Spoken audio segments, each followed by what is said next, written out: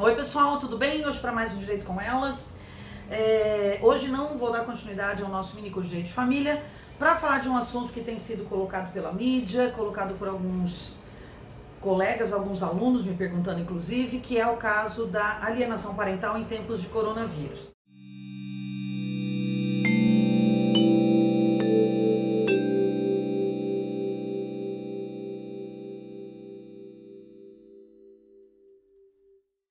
Por que esse assunto veio à baila nesse momento, né? Falar de alienação parental em coronavírus, o que vai ter a ver? A questão principalmente aqui, gente, é a questão ligada ao distanciamento social. O distanciamento social, ou para se evitar o contágio de uma criança com relação ao pai ou à mãe, que tem estado em viagem ou que tem trabalho em alguma atividade essencial que possa significar algum risco, vai implicar em que o regime de visitas e mesmo a forma da guarda tenha que ser revista ou pelo menos por um tempo modificada.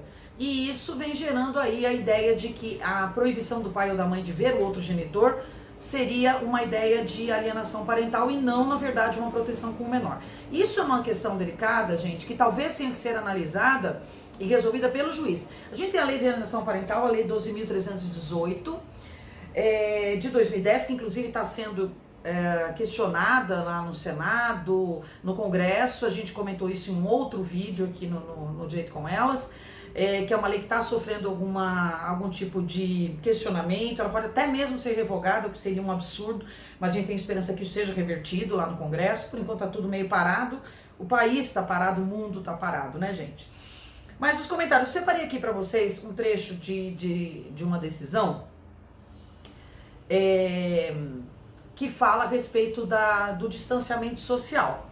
Então, porque veja, não significa necessariamente que uma mãe que quer afastar o filho do pai, ela esteja agindo propositalmente, querendo afastar o filho do pai e criando aquela coisa do filho detestar, odiar o pai, desprezar o pai, falar que o pai não quer ver ele nesse momento delicado e tal. Então, gente, claro que existe essa linha, né, que se pode separar, e algumas vezes essa linha pode parecer tênue, né, entre distanciamento social, alienação parental. Então é muito importante que os pais se policiem para isso, não deixem as mágoas aflorarem nesse momento e pensem realmente no bem-estar dos seus filhos.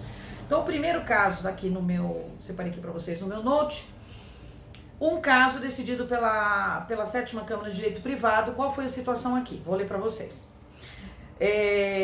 Então, o que foi decidido, né? O desembargador relator proibiu um homem que viajou à Colômbia que visitasse a sua filha. Como a criança tem problemas respiratórios graves, a mãe diz ter medo que a filha seja infectada pelo coronavírus. Ponderou-se no caso não somente o risco de contaminação em razão da viagem, mas também as condições de saúde da criança, a qual sofria no caso de doenças respiratórias. Então veja, o pai voltou da Colômbia, no meio de uma pandemia já decretada pela Organização Mundial de Saúde. Os dois já tinham aquela coisa, né, de não terem um ótimo relacionamento, então já veio aquela ideia de que a mãe está fazendo de propósito. E o pai porque queria estar com a criança e queria que fosse cumprido à risca o regime de visitas. Gente, bom senso acima de tudo. Nesse momento, mais do que nunca, precisamos de bom senso. Então, se a criança tem problemas respiratórios, o pai acabou de voltar de viagem, podendo trazer com ele o vírus, e nós sabemos que muitas pessoas são assintomáticas, então é preciso ponderar esse lado também. A mãe, com razão, e para evitar um mal maior, pediu que o pai não tivesse a companhia da filha por esse momento. E nós sabemos que existem aqueles 14 dias que pode haver o vírus ficar incubado, que é preciso esperar. Então, pelo menos por 14 dias, ficou definido que o pai não poderia estar com a filha. E ainda em complemento, gente, a ideia do relator, né, no voto foi o seguinte: a exposição desnecessária da menor diante dos genitores deveria ser evitada. Deve-se buscar zelar sempre pela proteção da saúde do menor, evitando-se os riscos de contaminação. Em situações extremas, pode até ser que o filho tenha que ficar só em uma casa. Se, por exemplo, esse pai, no meio desses 14 dias, ou mesmo depois, se ele acaba contraindo a doença e o vírus, então, evidentemente que o pai ou a mãe que tiver sido infectado não vai poder ficar na companhia do filho. Aliás, não pode ficar na companhia de ninguém. Então, essa atitude do pai ou da mãe de querer afastar o pai ou a mãe ou outro genitor temporariamente em função de riscos de contaminação é perfeitamente viável e não pode ser confundida com alienação parental. Logicamente que teremos casos, sem dúvida, de que a mãe ou o pai podem usar o vírus como uma desculpa para evitar o contato entre pai e filhos, ou mãe e filhos. Eu falo principalmente pai e filhos, porque na maioria dos casos a alienação parental é perpetrada pela mãe.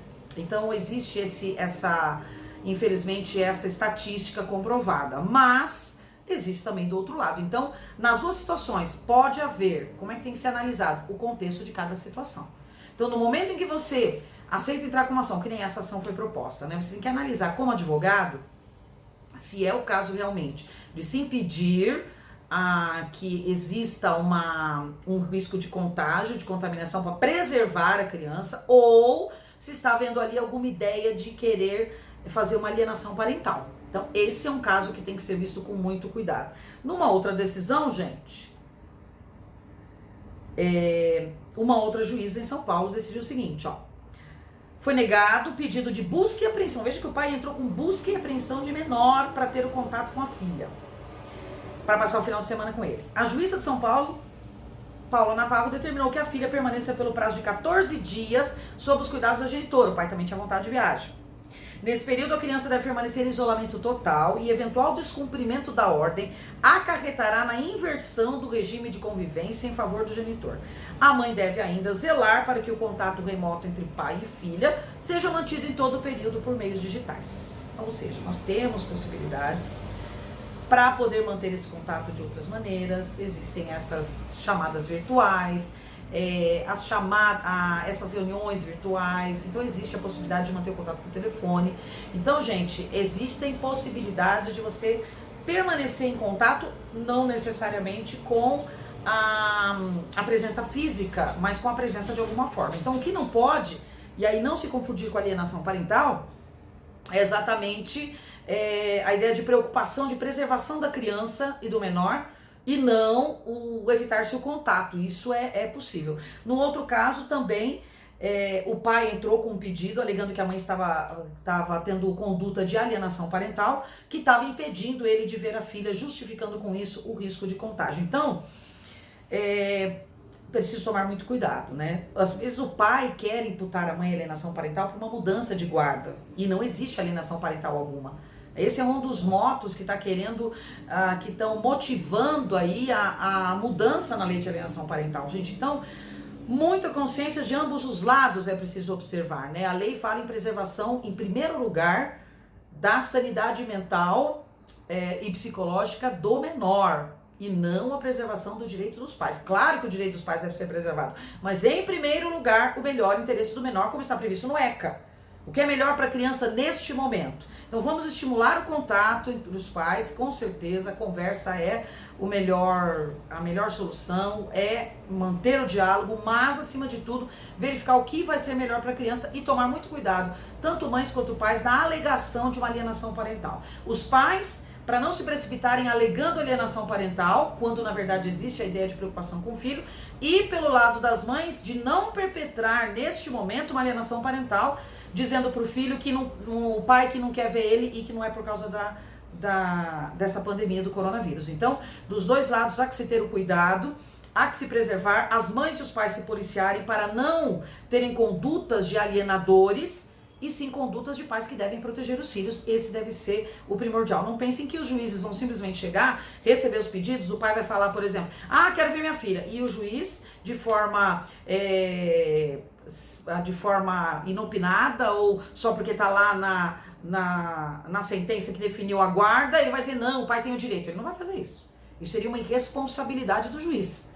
É lógico que diante de todo o cenário que nós estamos passando, vai haver uma análise global disso daí, para ver qual é a situação dos menores, dos pais, para verificar se é ou não possível suspender o regime atual de visitas para uma situação alternativa, até que essa situação toda minimize, seja uma situação mais tranquila, para que tudo volte ao que era antes. Então, é um momento delicado em que os pais devem se policiar para não se agredirem mutuamente e não permitirem que esse distanciamento social acabe provocando situações de alienação parental e que não possam, de repente, quando tudo isso acabar, virar um motivo numa ação judicial de mudança de guarda, de perda de guarda, de mudança de guarda e mudança com relação aos regimes. Então é muito, muito cuidado nessa hora, muita atenção, principalmente com a saúde mental e psicológica dos menores, que não tem culpa de nada do que está acontecendo. Ninguém tem culpa, na verdade, mas a gente precisa se preservar e se cuidar para manter o relacionamento íntegro entre mães e filhos, entre pais e filhos. Beleza, pessoal? Espero que vocês tenham gostado. Então, muita atenção, tanto na vida prática diária de vocês, quanto também na vida profissional. Não comprem, aspas, a briga do seu cliente sem ouvir muito bem o que está acontecendo, sem entender os dois lados da moeda. Então você tem que ter essa consciência também como profissional do direito. Certo, gente? Continue acompanhando o nosso canal. Teremos uma live aí no Direito com Elas no dia 1º de maio.